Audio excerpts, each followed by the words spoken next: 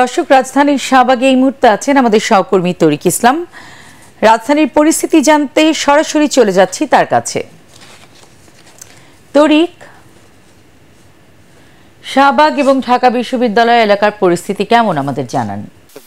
শাহবাগের যে প্রবেশ মুখে আমি বলছি আপনাকে একটু ক্যামেরা চোখে দেখাই। এই প্রবেশ মুখে কিন্তু আইন শৃঙ্খলা যে বাহিনী, সে বাহিনী কিন্তু তাদের কঠোর একটা নিরাপত্তা বেষ্টনী কিন্তু তারা তৈরি করেছে। অর্থাৎ এই প্রবেশ মুখ দিয়ে কাউকে ঢুকতে হলে বা বের হতে হলে তার প্রকৃত কারণ বা কি জন্য বা কোথায় যেতে চাচ্ছে তা নিশ্চিত করেই কিন্তু তারপরে তাকে যেতে দিতে হচ্ছে, অন্যথায় তাদেরকে কিন্তু ভিন্ন পথে কিন্তু যেতে হচ্ছে। শুধু এই প্রবেশ মুখী নয়, ঢাকা বিশ্ববিদ্যালয়ের প্রবেশের যতগুলা প্রবেশ পয়েন্ট রয়েছে সব জায়গায় কিন্তু একই নিরাপত্তা ব্যবস্থা কিন্তু জোরদার করা হয়েছে।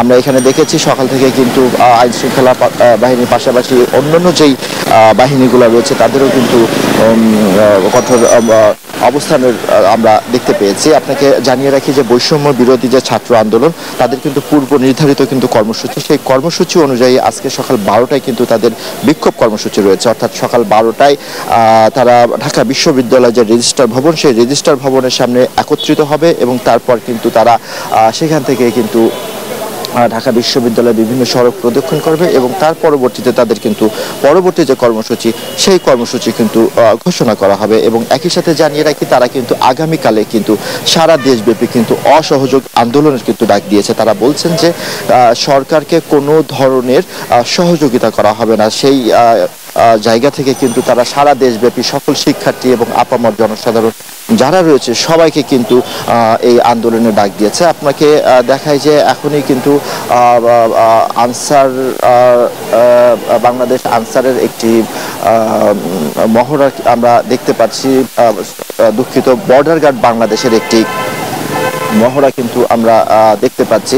আপনাকে জানিয়ে রাখি যে পুরো ঢাকা বিশ্ববিদ্যালয় এলাকা কিন্তু একটি থমথমে অবস্থা কিন্তু বিরাজ করছে। আমরা সকালে বিশ্ববিদ্যালয় এলাকা ঘুরেছি, সেখানে আমরা সাধারণ মানুষের উপস্থিতি কিন্তু তেমন একটা দেখতে পাইনি, কিন্তু প্রশাসনের অবস্থান কিন্তু আমরা দেখতে পেয়েছি। তারা সতর্ক অবস্থানে রয়েছে। আমরা তাদের সঙ্গে কথা বলার চেষ্টা করেছি। তারা আমাদেরকে জানিয়েছে যে ছাত্রদের এই আন্দোলনকে কেন্দ্র করে যাতে কোনো ধরনের নাশকতা না হয় বা কোনো ধরনের বিশৃঙ্খলা না হয়, সেক্ষেত্রে তারা কিন্তু সতর্ক অবস্থানে রয়েছে, এমনটাই তারা কিন্তু আমাদেরকে জানিয়েছে। মোটা দাগে যদি বলি যে ছাত্রদের যে কর্মসূচি দুপুর 12টায় সেই কর্মসূচি অনুষ্ঠিত হবে, তারপরই তারা তাদের পরবর্তী যে কর্মসূচি সেটা ঘোষণা করতে পারে এবং আগামীকাল কিন্তু তারা অসহযোগ আন্দোলনের একটি ডাক দিয়েছে এবং এই কর্মসূচিকে ঘিরে কিন্তু পুরো ঢাকা বিশ্ববিদ্যালয় এলাকা কিন্তু কঠোর নিরাপত্তা ব্যবস্থা কিন্তু জোরদার করা হয়েছে। তো ঢাকা বিশ্ববিদ্যালয় এলাকা থেকে এই ছিল আমার কাছে সবশেষ।